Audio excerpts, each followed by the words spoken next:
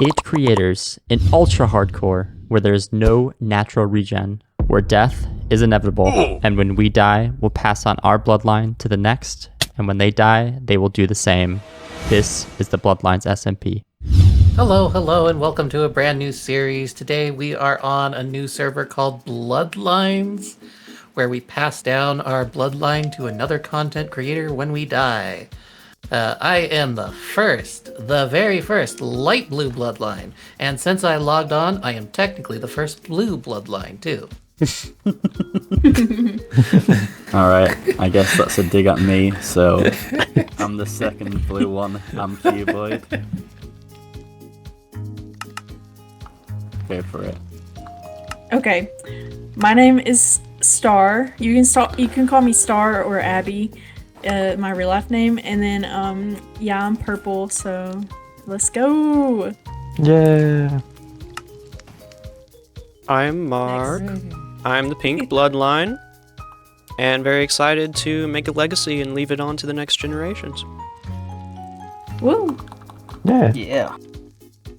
I'm Killing Survival. I had the idea for the server, and I'm happy we're all here and getting started. I'm looking forward to it. Yeah. Okay, I'm Nick. I'm the orange bloodline. And yeah, pretty excited to do stuff here. In the dawn of time, there was a color.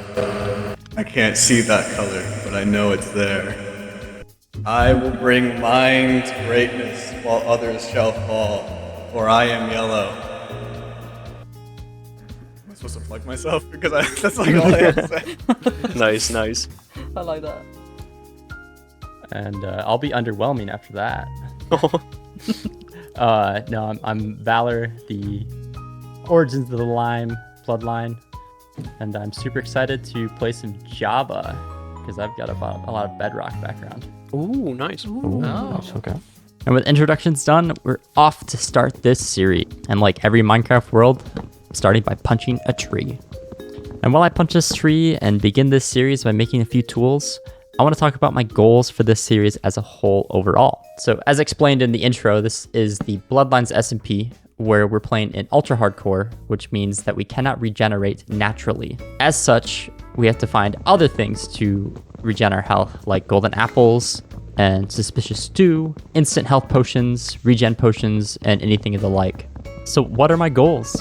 Well, first, I don't want to die. I don't want to be the first out of the original 8 in this SMP. Second, I think this series is going to get me out of my comfort zone a little bit, as I'm used to playing Bedrock, and I know Java is pretty much the same game, but there are weird nuances that are a little bit different. I also want to really think about how I want to create my legacy in this series. I mean, the whole point of the series is to create something for the next generations of content creators that will join the Bloodlines SMP.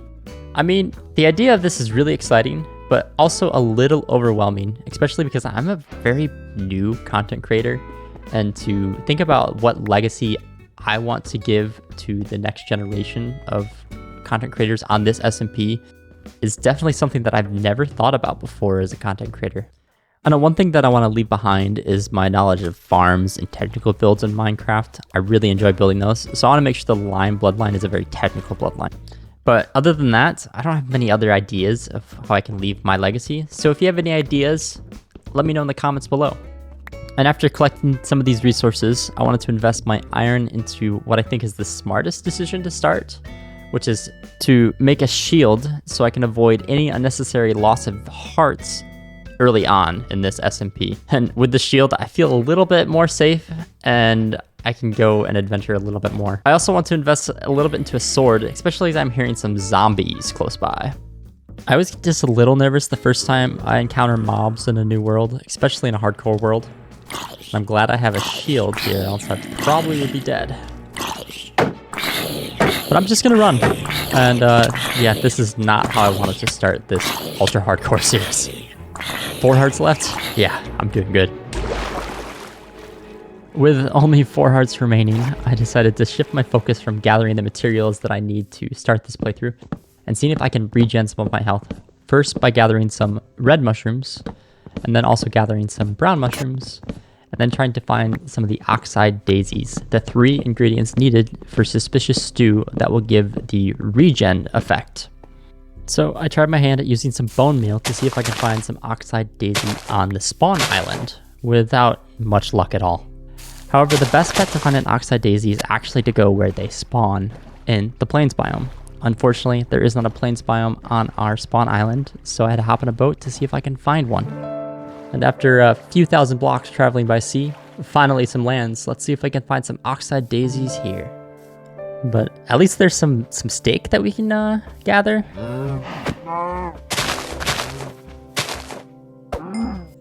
Hey, let's go. Found a couple. While out searching for oxide daisies, I came across the ruined portal with probably some of the worst loot I've seen in a ruined portal in a long time. And with the oxide daisies found, I'm ready to make some suspicious stew so I can start regenning some of my health. First by making some bowls, and then using the red and brown mushrooms and oxide daisies to craft up some suspicious stew. Ooh, that feels good. And with a handful of suspicious stews eaten, my health should be full after this one. I'm feeling much more confident with this playthrough now. And while I was out here exploring, I made sure to grab some of the acacia logs and saplings because I'm gonna need a handful of acacia for my base. Oh, sweet. This is a Badlands, isn't it? Or a Mesa, whatever they call them now. I'm not gonna mine too much here yet. I wanna wait for a fortune pick because I can get a lot of gold here. But while I'm here, let me grab some cactus because I'm gonna need a lot of green dye for my base overall as I'm the lime. Oh, a mine shaft above ground. Yeah, let's see if we can find any good loot here. Nope, nothing there, nothing good. Let's see what else we can find here. Oh, creeper. I am just gonna get out of here. It's not worth the risk yet. But let's just head back to the spawn island for now. And we're back on spawn island. And I've determined that this is gonna be my starter base location, but I need to clear out a good chunk. So let me do that and I'll check back in a second. All right, progress is working slowly. I plan to continue to clear out this area, replace the stone with grass, and to build a cliff on the outside to start my starter base. So let's get to that.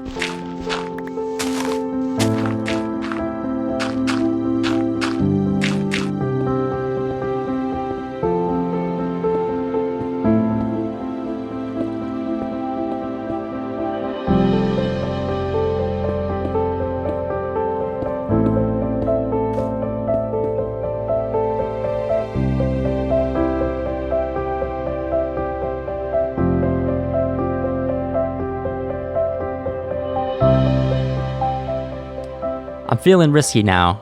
I'm exploring down to find more materials for my base, and I've stumbled upon a mine shaft. I'm still getting used to how the shield works in Java as compared to Bedrock, so I'm not that great with it, so I want to take things nice and slow so I avoid losing any hearts if possible. I know I have ways to regen my hearts now, but I don't want to waste the suspicious stew if I don't need to, so let's just block the skeleton for now. Taking this fight from a different angle, being able to hit the skeleton from the legs, so I can avoid taking any more damage. I ended up taking a little bit when I fell down here though. Got him. That wasn't too bad. Oh, that's a spider spawner. And there's lots of spiders around. Let's just block it off for now and take this slow. I know I don't want to destroy the spider spawners because these could be good XP. Just take this very methodical and slow and I should be fine. There's one. Oh. Back away. Got him. Okay, my heart's pounded a little bit. Oh, heck yes. Diamonds. I knew exploring here would pay off. Definitely taking the risk has been worth it. So I think that spawner's disabled now with the light level being too high with that torch. So let's slowly work our way in and see if we can take out some of these spiders. I just want to avoid any risk. Poison here would be awful. Especially because we don't naturally regen. I can't get him from that angle. I have to break one more block. Okay, there we go. From a distance. Those ones are gone. Take it slow. I'm shaking. I'm literally shaking. I know this is... Okay. That one's taken care of. Alright, let's go. Just a couple more, I think. Oh, this one's actually coming for me. Oh, I fell. Okay, take out this one really quick. Oh! Dang it. Dang it. Oh, I can't. I gotta remember, I can't spam my sword. This isn't Bedrock, this is Java. Alright, it should be fine. I have some suspicious too. It should be fine. Okay, okay. I'm good. I got down to 1 heart. That was close. A lot closer than I thought. Alright, I think I'm okay. Wait, what? What's down there? Is that... Yeah, that's an ancient city. That's probably where I'm gonna die. But we'll leave that for another episode. With the excitement of caving over, I went off to find a village because I needed a couple villagers for some of my future plans, specifically to do some villager trading and also to make an iron farm. Luckily, only a few thousand blocks away, I was able to find a village and capture a couple villagers. Alright, dude, let's get in the boat. Can you get in the boat, please? There you go. Thank you.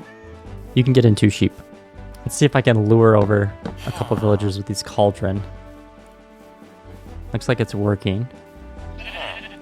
Can you guys just be good and get in the boat? Or do I have to pull the boat towards you? I love the fact that you can put leads on boats in Java now.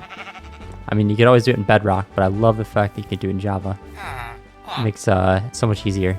Alright, 1 more to go. I really only need 2, so if you're too much of a pain, I'll just leave you behind, but I think I can get you in the boat. Let's go. And there we go. Alright, you ready to have a home thousands of blocks away? Most likely living in a cell, being scared by zombies, and forced to work and trade for the rest of your life? Yeah, I'm totally ready for that too. So let's get on going and take you home. And being able to put boats on leads is so much nicer than having to make giant railways. There's no way I'd be able to do that for the thousands of blocks that I had to come to get these villagers. Makes capturing and stealing away villagers a little bit easier, and with how overpowered villagers are in this game, it makes getting them to your base a lot easier in the early game. But anyway, let's make the long journey home with 3 villagers and a sheep in tow. Alright, last step is to get these villagers past the fence and the gate. So let's put the lead and pillar up so we can pull them over the gate. Instead of just breaking the fence and the gate, I don't know why I thought this was the easier way to do it, but I'm committed now, so hopefully I don't mess up and take any fall damage. Alright, they're over the fence. Let's just take down this pillar without falling. That would be nice. So let's crouch and just be careful here. Oh! God! Okay. Nope. Nope. Don't suffocate. Don't suffocate. Okay. You hate to see it. You hate to waste damage for that. Are you kidding me? Well, it's a good thing I've got plenty of suspicious stew and the ingredients to make some more. So let's go ahead and make some more. Let's try to get my health all the way back up. That should do. That's plenty. Yeah, this is definitely becoming my favorite food in Minecraft, for this playthrough at least. And this should get me pretty close to full, if not all the way full. But with my health regened and my villagers here, I think it's about time for me to start collecting the materials and building my starter base. So let's go.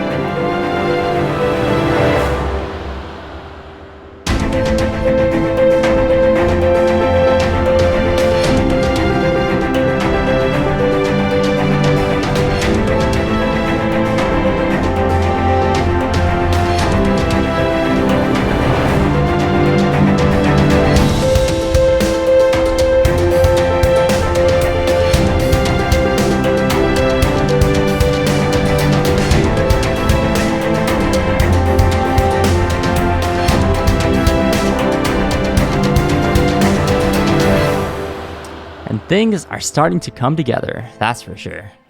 If you're a fan of hardcore Minecraft, you may realize that this tower is vaguely similar to the tower in the Founders Town in UHC Generations, and you'd be right. I took a lot of inspiration from that tower with my own twist, of course adding the hardcore heart, but in lime because I am the lime bloodline. But overall, this tower turned out really nice, although it needs a little bit more detail. For one, the flag is definitely a little bit too small. I need to add a lot more to that. And then I also need to add some more detail, especially in the acacia logs area down here. Maybe adding some windows just to break up the flat texture a little bit. But overall, I think this tower turned out really good. I plan on building a house structure on this side of the tower, actually adding some living area, and then also adding more cliffs similar to the cliffs below behind, just to round out the base area altogether. I also want to show off that I made a temporary iron farm. This is definitely going to be upgraded in the future, but it's just to get me by so I can make enough hoppers and other tools that I need for the build and another farm that I'll show off here in a second. Although I'm pretty sure this farm is a little broken, I'm pretty sure the golems can kind of spawn up on these hills, so I need to cut back some of the grass over here in the future. However, the rates aren't too bad for this farm being a little broken, but it works for my purposes right now.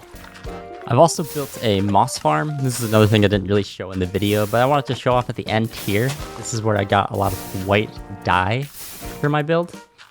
This farm is a little bit unique because I scoured the internet for a farm that doesn't use any observers or comparators because I didn't want to go to the nether yet to find quartz. And I'll put the link in the video description if you're curious about the tutorial for this farm. Well, ladies and gentlemen, I survived my first episode, which is a win in my book. And we've made a lot of progress so far with the starting tower, and in the next episode, I'll finish my starter base. I'm gonna leave in the video description the 7 other creators in this SMP as well. Make sure you guys show them tons of love because they're all awesome and amazing people. But anyway, if you made it to the end of this video, you are a legend and I love you to death. If you enjoyed this video, make sure you hit that subscribe button so you don't miss out on future videos. And I'll catch you in the next Bloodline SMP episode.